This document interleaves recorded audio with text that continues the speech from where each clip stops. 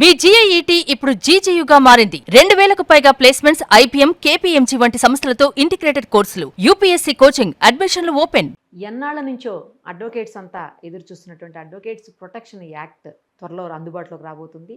దీనికి సంబంధించి మరింత సమాచారం ప్రముఖ హైకోర్టు అడ్వకేట్ సుంకర నరేష్ గారిని అడిగి తెలుసుకుందాం. నమస్తే అండి. నమస్తే అండి.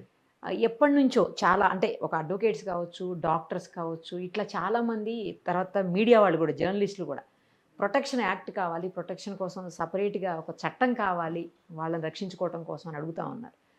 సడన్గా మనం చూస్తే న్యూస్ అడ్వకేట్స్ కోసం వచ్చేసింది చట్టం అని హ్యాపీ అనిపించింది. ఎందుకంటే బీయింగ్ అడ్వకేట్, నేను కూడా అడ్వకేట్ కాబట్టి అడ్వకేట్స్ ప్రొటెక్షన్ యాక్ట్ తీసుకొచ్చి కొంతమేరకు మంచి జరుగుతుందేమో అని అనిపించింది. మీరేమంటారు? ఎందుకంటే దాడులు చూస్తున్నాము, చాలా రకాలుగా హింస చూసాము అందరి మీద. కొన్ని చోట్ల అయితే భార్యాభర్తలను చంపినటువంటి ఇన్సిడెంట్స్ కూడా చూసాము అడ్వకేట్స్ని. సో ఇలాంటివి ఆగుతాయి అనుకోవచ్చా, లేకపోతే ఇది కూడా క్యాజువల్గా ఒక చట్టం వస్తుంది పోతుంది అంతే అనుకోవాలి?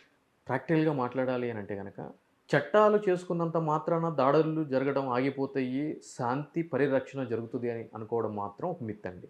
Okay, right. ఎందుకు అని అంటే కనుక ఆడవాళ్ళకు సంబంధించి కఠినమైన చట్టాలు ఉన్నాయి, లైంగిక దాడులకు సంబంధించి. కానీ మనం చూస్తున్నాము ఏ విధంగా రోజు ఎటువంటి సంఘటనలు జరుగుతున్నాయి. చిన్నపిల్లలకు సంబంధించి పోక్సో కేసులో బలమైన చట్టాలు ఉన్నాయి, మనం చూస్తున్నాము ఏ విధంగా జరుగుతున్నాయి. జీవిత ఖైదీలు రెండు లైఫ్లు పడినటువంటి సందర్భాలు కూడా ఉన్నాయి.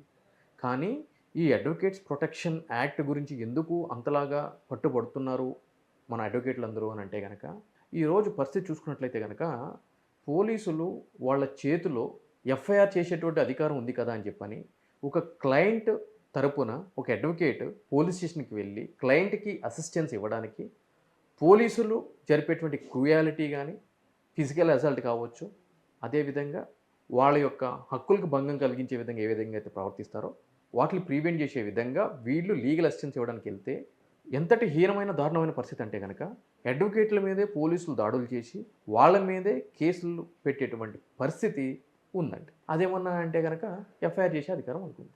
చూసుకోపో కోర్టులో చూసుకోపో, ఎందుకంటే వాళ్ళ తరపున ఒక జీపీనో పీపీనో ప్రొటెక్ట్ చేయడానికి ఉంటాడు. వాళ్ళదేం పోతుంది, చూసుకోపో. స్టేట్ గవర్నమెంట్ తరపున ఆబ్వియస్లీ స్టేట్ గవర్నమెంట్ ప్రొవైడ్ చేస్తుంది. అదే వాళ్ళు వ్యక్తిగతంగా ఒక అడ్వకేట్ని పెట్టుకుని ఫీజులు ఇచ్చి చేయాలి అని అంటేనేమో వాళ్ళు దగ్గర పెట్టుకుని అప్పుడు తెలుస్తుంది ఉంటారు. కానీ స్టేట్ గవర్నమెంట్ ప్రొవైడ్ చేస్తుంది కదా, దొరికిన వాళ్ళ మీద దొరికినట్టు ఎఫ్ఐఆర్ చేయడం మొదలు. ఇది ఒక స్కినారియో.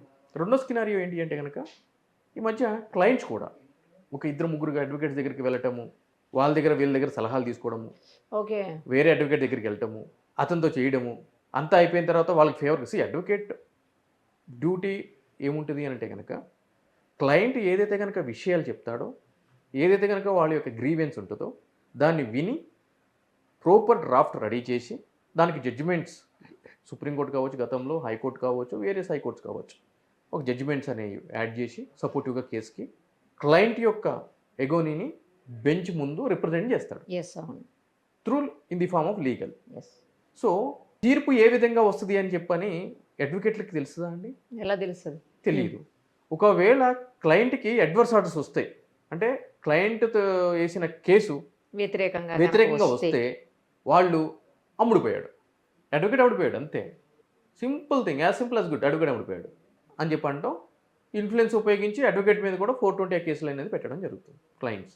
ఓకే, ఇటువంటి సందర్భాలు కూడా ఉన్నాయి, దాడులు కూడా చేసినటువంటి పరిస్థితులు ఉన్నాయి.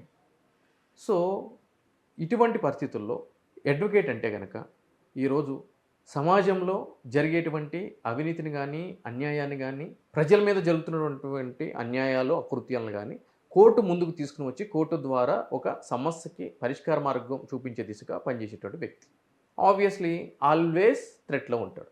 ఈరోజు మీరు అబ్జర్వ్ చేయండి, గతంలో నిజామాబాద్ కమిషనరేట్కి సంబంధించి ఒక కానిస్టేబుల్ అదేవిధంగా ఇతర సిబ్బంది ఒక దొంగని పట్టుకుని వెళ్తూ ఉంటే అతను కత్తి తీసి పొడి చేస్తాడు కానిస్టేబుల్, అతను చనిపోతాడు. అవును, కానిస్టేబుల్ చనిపోయాడు, కరెక్ట్. ఇమీడియట్లీ ఏమైపోతాడంటే నెక్స్ట్ డే వాడు ఎన్కౌంటర్ చేస్తారు. ఈరోజు గత ప్రభుత్వంలో నడి రోడ్డు మీద వామన్రావు దంపతుల దగ్గర మొదలు పెడితే మొన్న రీసెంట్గా జరిగినటువంటి వక్ఫ్ బోర్డుకి సంబంధించినటువంటి న్యాయవాది కాంగ్రెస్ పార్టీకి సంబంధించినటువంటి మెదక్ పార్లమెంట్ ఇచ్చారు, చంపించారు. సంఘటన వరకు చాలా మర్డర్స్ అనేది జరగడం జరిగింది. మరి ఈ మర్డర్స్ చేసిన వ్యక్తులు ఎవరైతే ఉన్నారో వాళ్ళని అఫీషియల్గా కానీ అన్అఫీషియల్ కానీ ఎన్కౌంటర్ చేసినటువంటి సందర్భాలు ఉన్నాయా? బీయింగ్ ఎన్ అడ్వకేట్కి ఎన్కౌంటర్ చేయడానికి నేను వ్యతిరేకం. ఎందుకంటే కనుక రూల్ ప్రొసీజర్ ఫాలో కావాలి, ప్రాపర్ ట్రయల్ జరగాలి. బట్ స్టిల్ ఒక మాట సందర్భం వచ్చింది కాబట్టి నేను అడుగుతున్నాను. సో కాబట్టి రాజ్యాంగం పోలీసు వాళ్ళకి ప్రత్యేకమైన హక్కులు, అంటే వాళ్ళకు ఒక వెపన్ ఇవ్వడము, వాళ్ళకి ఎఫ్ఐఆర్ రిజిస్టర్ చేసే అధికారం ఇవ్వడము, వాళ్ళు అనుకుంటే కనుక వితౌట్ వారెంట్ డైరెక్ట్ ఎవరింట్లో కనుక పోయి దూరడము, నడి రోడ్డు మీద ఏది కావాలంటే అది ఆపేయడము, కొన్ని యూనిలిటరల్ పవర్స్ అనేది ఇవ్వడం జరిగింది. అది అవునన్నా కాదన్నా ఇది యాక్సెప్ట్ చేయాల్సిన నిజం. సో అటువంటి వ్యవస్థ ఏదైనా తప్పు చేస్తే అది తప్పు చేసావు అని చెప్పి ప్రూవ్ చేయాల్సిన వ్యవస్థ ఏముంది? న్యాయ వ్యవస్థే. మళ్ళీ మనం కోర్టుకు వెళ్ళాలి, కోర్టులో పిటిషన్ వేసుకోవాలి, అది ఆర్గ్యుమెంట్ జరగాలి, దాని తర్వాత తీర్పు రావాలి. Will take some time.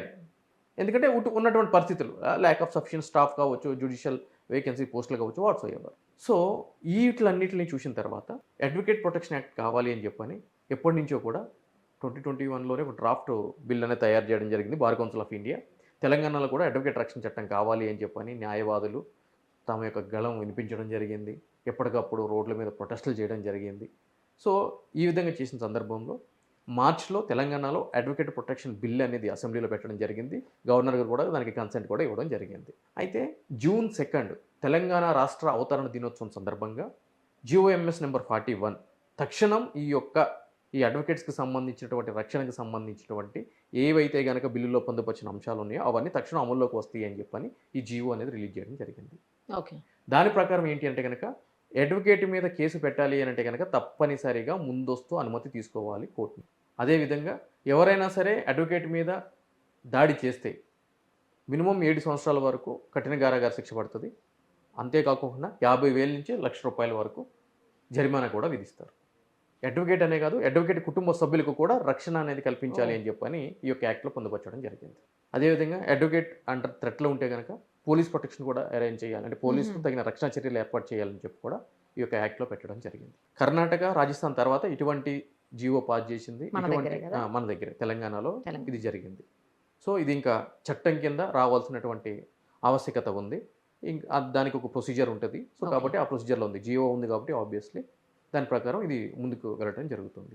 So దీనివల్ల ఏం జరుగుతుంది అని అంటే కనుక మేజర్గా రిలీఫ్ ఏంటి అని అంటే కనుక ఇటువంటి తప్పుడు కేసులు పెట్టే ధైర్యం ఎవరూ చేయరు.